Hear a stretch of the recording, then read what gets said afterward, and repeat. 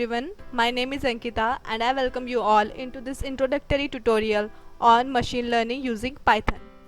So first of all, let us talk about the definition of machine learning coined by Arthur Samuel in 1959. During his research at IBM, Arthur Samuel said that the machine learning is the study or the field of computer science which gives the computers the ability to learn without being explicitly programmed. Now इसका meaning क्या हो सकता है? In simple words, if I talk machine learning, this term is made up of two keywords. First machine and second one is learning. Now Hindi में इसका meaning होता है machine यानी कि यंत्र और लर्निंग यानी कि सीखना, मतलब ऐसा यंत्र जो अपने आप सीख सकता है. अभी whenever I talk about the learning experience of a human, so जब से हम पैदा हुए हैं हम नए नए एक्सपीरियंसेस को लेते हैं and we generate knowledge from that particular experience. एक बार हमने उससे नॉलेज गेन कर लिया तो हम उस नॉलेज को एक प्रोडक्टिव वे में यूज़ करते हैं और प्रोडक्टिव वे में उसे इम्प्लीमेंट करते हैं डिफरेंट थिंग्स के ऊपर. Now for humans it is not possible to implement every knowledge we have gained in a productive manner.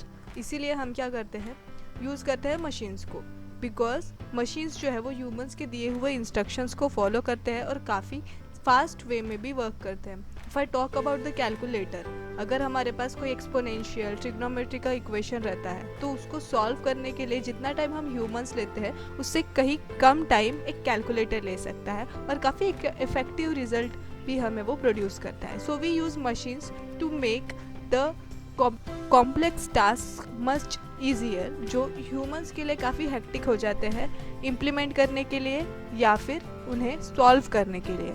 So we use machine to make some complex task in a much easier way. Now machines अगर उन्हें ऐसी capability मिल जाए कि every time they encounter a new situation वो खुद से ही code generate कर पाए, मीन्स हमें हर एक न्यू सिचुएशन के लिए मशीन्स को कोडिंग करने की ज़रूरत ना पड़े और वो मशीन हर एक नई सिचुएशन के लिए कुछ ना कुछ नया आउटपुट जनरेट करे. So the process is called as the machine learning. From this example, you will get a well-coined definition of machine learning. Machine learning can be defined as a computer program is said to be learned from the experience E with respect to some task T and performance measure P. If the performance at task in T as measured by performance P improves with the experience E. Now it might be quite confusing what is E, what is T and what is P. So एक example लेते हैं, जैसे हम कोई video game खेलते हैं तो video game में जब हम फर्स्ट टाइम उसे खेलते हैं तो मोस्ट प्रोबेबिलिटी हम उसे मीन्स प्रोबेबिलिटी ये नहीं होती, सबसे ज़्यादा प्रोबेबिलिटी ये नहीं होती कि हम उसे जीत पाए. नाउ अगर सेम गेम को हमने 3-4 बार गेम खेल लिया तो हमारे जीतने के चांसेस यानी कि जीतने की प्रोबेबिलिटी काफ़ी बढ़ जाती है. तो एक गेम को हम एज अ टास्क टी समझ लेते हैं and the experience we are getting 3-4 बार उस पर एक ही गेम को खेलने के बाद जो भी हमें एक्सपीरियंस मिल रहा है उसे हम समझ लेते हैं E. And the probability of us to win that particular game after E experiences और after N experiences is measured by the performance P. यानी कि एक बार आप उस गेम में जब प्रो हो जाते हैं तब आपके जीतने के चांसेस काफ़ी बढ़ जाते हैं. कहने का मीनिंग ये है, जितना ज़्यादा आपके एक्सपीरियंसेस रहेंगे उतना ज़्यादा आपका परफॉर्मेंस बढ़ेगा, आपकी एक्यूरेसी बढ़ेगी to win that particular game. In machine learning also this equation works as in humans. Like अगर मुझे मेरे मॉडल से हाउसेस के प्राइस प्रिडिक्ट करवाने हैं, for example I am a civil engineer और मेरे पास 100 हाउसेस हैं एंड मुझे एक ऐसा मॉडल क्रिएट करना है जो हर एक न्यू हाउस के लिए प्राइस प्रिडिक्ट कर पाए. Now what I will give some previously calculated house prices to my model and उसे मैं एक एल्गोरिदम में फिट करूँगी और I will train my model to predict the outcome और predict the price of every new house. यानी कि एक बार मैंने 10 हाउसेस या फिर 100 हाउसेस के प्राइसेस उसे प्रोवाइड कर दिए अलॉन्ग विथ सम फैक्टर्स, तो अगर मेरे पास कोई नया हाउस आता है तो मेरा जो मॉडल है that will be capable enough to predict the price of the new house. Now that you have been cleared with the definition of machine learning, let us see how we can actually implement the machine learning using Python or any other programming language. So first of all, it is important for us to identify the problem. Identifying the problem which means कि हमें actual में outcome में क्या चाहिए और हमारे जो हम input provide कर रहे हैं वो किस type के हैं. Now identifying the problem यानी कि हमारा जो model हम create करने वाले हैं वो output किस type में देगा. So there are three types of learning. One is supervised, second one is unsupervised, and third one is reinforcement learning. Now we will discuss all these types of learning in our upcoming sessions.